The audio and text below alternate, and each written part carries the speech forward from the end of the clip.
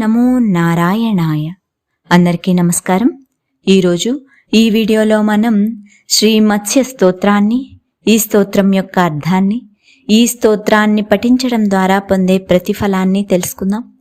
ముందుగా స్తోత్రాన్ని చూద్దాం.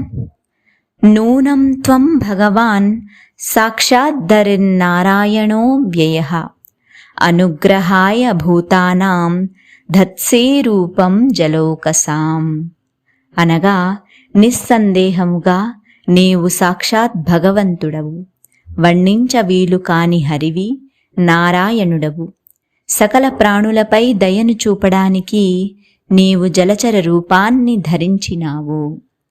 నమస్తే పురుషశ్రేష్ఠ స్థిత్యుత్పత్త్యప్యయేశ్వర భక్తానాం నః ప్రపన్నానాం ముఖ్యో హ్యాత్మగతిర్విభో.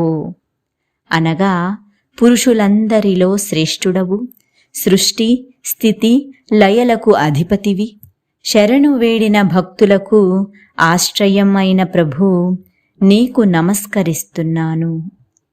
సర్వే లీలావతారాస్తే భూతానాం భూతిహేతవః జ్ఞాతుమిచ్ఛామ్యదో రూపం యదర్థం భవతా ధృతం. అనగా నీ లీలావతారాలన్నీ ప్రాణులకు జ్ఞానాన్ని ప్రసాదించి శ్రేయస్సును కలుగచేయుట కోసమే అను నిజాన్ని దృఢపరుస్తున్నవి. నతి రవిందాక్ష పదోపసర్పణం మృషా భావేత్సర్వ సుహృత్ ప్రియాత్మనః యథేతరేషాం పృథగాత్మనాం సతా మదీదృశో యద్వపురద్భుతం హినః. అనగా కమలము వంటి కన్నులు కలిగిన స్వామి, నీ పాదాలను ఆశ్రయించిన జీవులందరూ నీకు స్నేహితులు మరియు ప్రియమైనవారు. నీ పవిత్రమైన పాదాలను ఆశ్రయించుట ఎప్పటికీ వ్యర్థము కాదు. వేర్వేరు ఆత్మలు కలిగిన ఇతరులకు కనిపించని నీ అద్భుత రూపాన్ని మాకు చూపించావు ప్రభు. ఇతి శ్రీమద్భాగవతే చతుర్వింశతితమోధ్యాయే శ్రీమత్స్య స్తోత్రం.